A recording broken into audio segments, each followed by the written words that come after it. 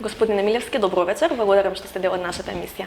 Резултатите од европските избори покажаа еден силен пораст на либералните движења во Европа и за разлика од сите прогнози дека токму националистичките сили ќе добијат на сила овој пат, се покажа дека прилично токму либералните сили се оние кои што преовладеа. Како вие го гледате ова? Благодарам првен за поканата. Традиционалните партии во Европа нови избори се изненадија, насекаде е тоа случај. Не е случајно тоа што либералите излегоа трети, тоа беше наше планирање веќе во последните 2 години, бидејќи Либерално-демократската партија е полноправен член на групацијата АЛДЕ. АЛДЕ 2 години се припремаше за овие избори, баравме наши партнери, либерални странки со либерална идеологија насекаде низ Европа, во минатото во Франција немало ништо, во Шпанија немало ништо, така да сега развојот на настаните, нашето активизам низ ширум Европа, дополнително зголемено со подемот на националистичките движења, особено крајната десница, граѓаните ги присили оние проевропски ориентирани да размислуваат малце поинаку и браник за заштита од националистичките движења, всушност граѓаните во Европа видоа во либералната идеологија. Тоа беше случај и во Велика Британија, например, каде што партијата Брекзит е прва. Тоа е нова партија, ново движење, но втори се либерал-демократите. Макрон се приклучи презателот на Франција во либералното движење и нашите проекции беа дека над 100 ќе бидеме задоволни, тоа така и се случи. Европа се изненади, меѓутоа ние не се изненадивме бидејќи навистина го работевме ова. Ке беше разочарување за нас да не се случеше тоа, меѓутоа навистина сега сме во една одлична кондиција. Либералите победија во Естонија, победија во Чешка, во Данска, во Луксембург за прв пат победи, иако имам таму 8 години премиер, меѓутоа тоа била коалициона влада. 8 премиери во Европа значат дека во овој период ние сме работеле на вистина на подигнување на либералната идеологија ширум Европа. За жал во Балканот се уште има едно конзервативно размислување. За жал на Балканот се уште има некои системи кои што не можеме да ги речеме продемократски и треба цела Европа да поработи на цел Балкан да го интегрираме, со самото интегрирање да се малце либерализира и овој цел регион. Ќе дојдеме до Балканот, повеќе прашањето ми беше во насока на тоа дека многумина од аналитичарите прогнозираа некакво редефинирање на самата Европска унија, па ги става под знак прашање на оние базични вредности на ЕУ врз кои што унијата е изградена. Колку со овој резултат на либералните сили мислите дека се отфрлаат веќе овие стравувања и дека Европа се останува доследна на своите вредности? Видите, секогаш аналитичарите прогнозираат и му даваат поголема тежина на екстремните десница или левица. Тоа беше случај во Холандија пред 2 години кога прогнозира за победа на таа опција, меѓутоа либералите повторно победија во Холандија. Мислите дека служи тоа за заплашување малку на гласачите или за поттик да излезат од дома, зашто имаше силни кампањи, нели излезете гласајте за. Така, тие се премногу силни во своите кампањи, дека се разочарани и стравот е дека граѓаните секогаш ќе ја побараат алтернативата во екстремните националистички партии, меѓутоа ете и во Германија на последните избори ФДП доби 10%, либералите 10% добија, за разлика од нив алтернатива за Германија не ги доби очекуваниот број на гласови. Сега, например, во Германија втори се зелените со 22%, либералите падна на 5%, но сепак повеќе од претходните евроизбори кога настапувала ФДП сама. Генерално граѓаните веќе не сакаат национална политика, националистичка политика во Европа и сакаат една обединета Европа и силна Европа и таа порака ја испратија секаде, независно што некаде победија овие националистички движења, меѓутоа кога ќе ја видите вкупната гласачко тело, како се поделило на либералите, на зелените, па на социјалдемократите кои што сакаат обединета Европа, па и ЕПП се тие кои што се залагаат за подсврсти односи, сепак ќе видите дека доминантното гласачко тело во Европа и ту мнозинството е за еден да се продолжи овој начин на функционирање, да се направи Европа посилна. Колку ова разнишување на двата постоечки блока и Европската народна партија и социјалистите ќе влие за, да кажам, збогатување на политичката сцена од аспект на тоа дека сега трети сили се наметнуваат како клучни фактори во распределбата на политичката моќ? И до сега либерал-демократите имаја 5 еврокомесари, меѓутоа сега нивното влијание ќе биде значително многу поголемо.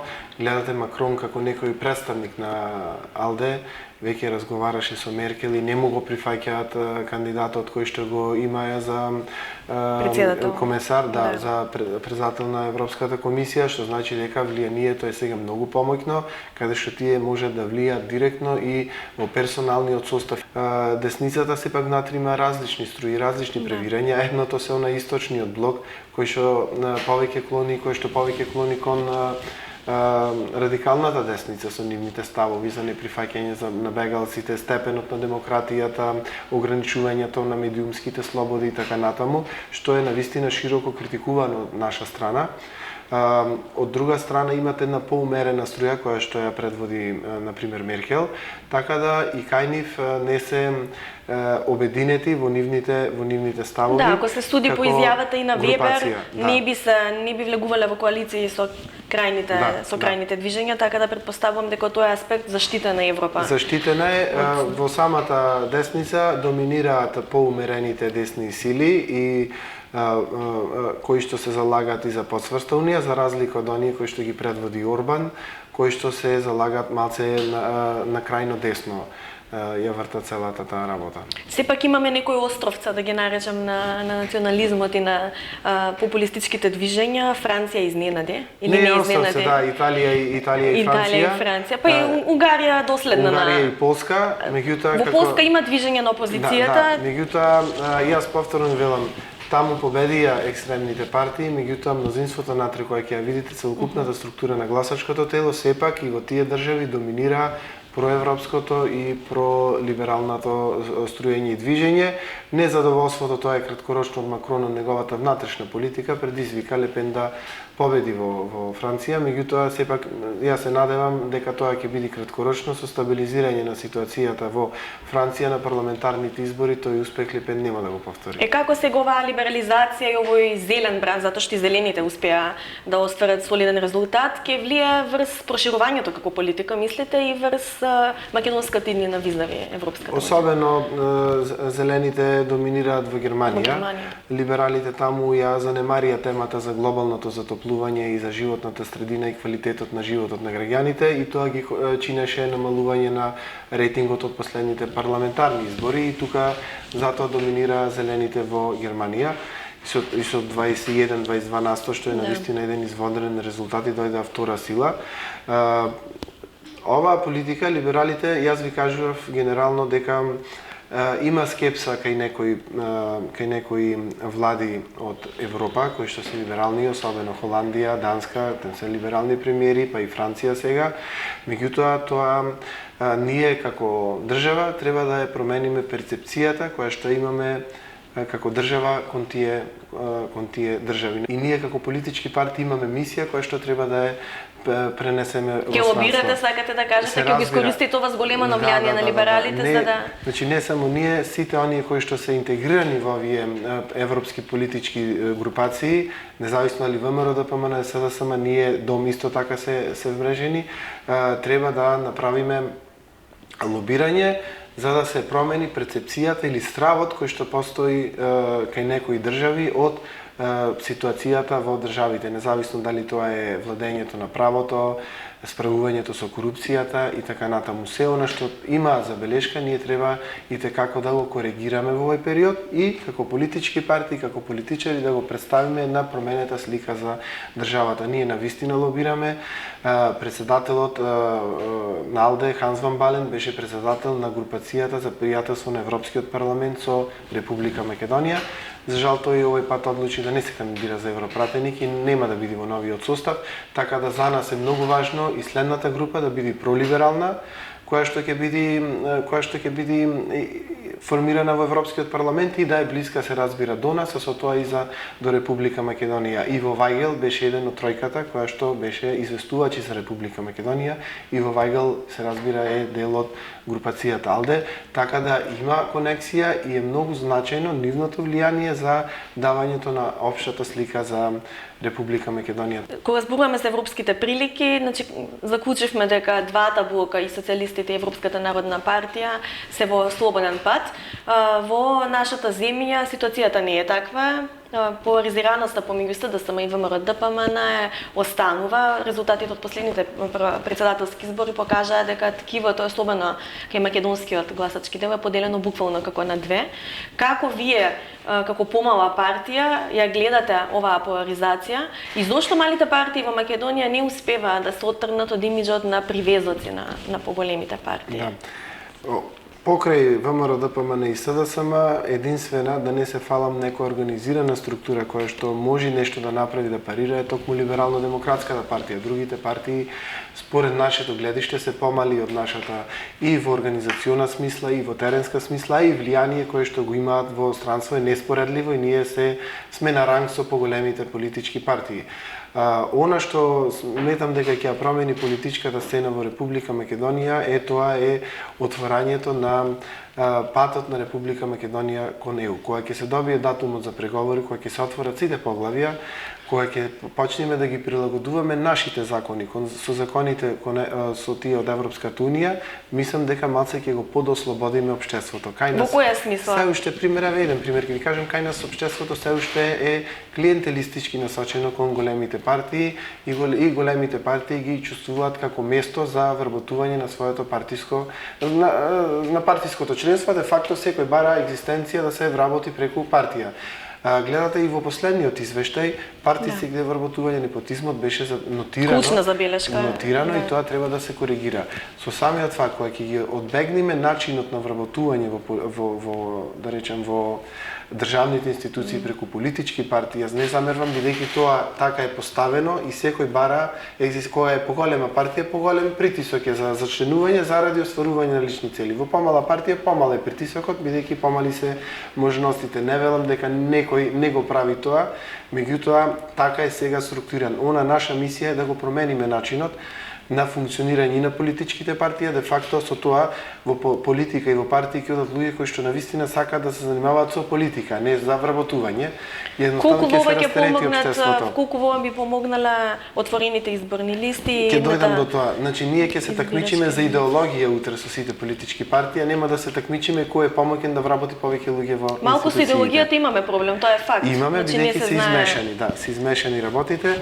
Она што е надеж дека може да ја промени работата тоа е Македонија да биде една изборна единица и да нема предизборни коалиции, секој да си настапува самостојно. Оној кој што вреди, ако вредиме како партија ќе добиеме место во парламентот, ако не, боже мој, ќе дојде некој друг кој што навистина ќе знае подобро да ја представи либералната опција. Па имаше такво ветување, вие сте сепак дел од власта. Тоа ветување е во програмата и кога заврши овој процес на средување на меѓународното афирмирање на државата и решавање на сите проблеми, завршија претседателските избори, време е да се посветиме на нашите програми кои што сме му ги ветиле на граѓаните. Во овој дел ќе ги кажам и отворените листи за локалните избори, особено. Тоа ќе помогне за реформа на самите партии. Бидејќи отворени листи на локално ниво ќе значи дека граѓаните сами ќе си ги бираат своите представници во советите и тогаш нема да зависи од претседателот на партијата кој ќе биде советник, туку самите граѓани ќе кажат кој е квалитетен. Тој кој што влегол на таков начин во советот ќе води сметка наредниот пат за да добие пак да биде добар кон граѓаните, а не кон партискиот лидер или кон партијата. И на тој начин го подигнуваме на едно повисоко ниво граѓанскиот сегмент во самите локални самоуправи, на повисоко ниво една одговорност кај локалната самоуправа. И не можам да се сложам до крај дека е тотално поларизирано и нема простор, затоа што на последните претседателски избори се виде дека двете најголеми групации де факто добија многу мал број на гласови во првиот круг, по 300.000, што значи дека голем број граѓани одлучија да останат дома заради можеби немањето на понудата на политичката понуда во тој момент.